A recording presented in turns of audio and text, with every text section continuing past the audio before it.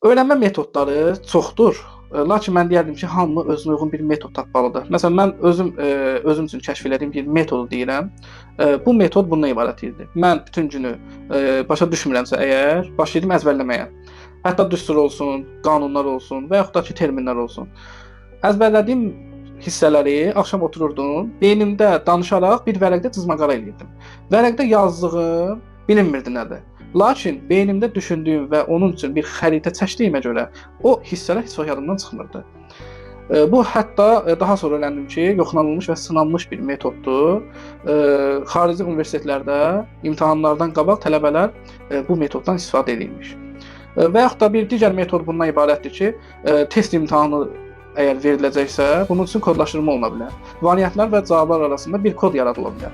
Ola bilsin ki, 200 sual var. Bunların cavabını oturub oxumaq və yaxud da ki, əzbərləmək çətindir. Variantlar və cavablar arasında bir söz uyğunluğu, bir heca uyğunluğu kodlaşdırıla bilər və bu da çox effektiv yoldur.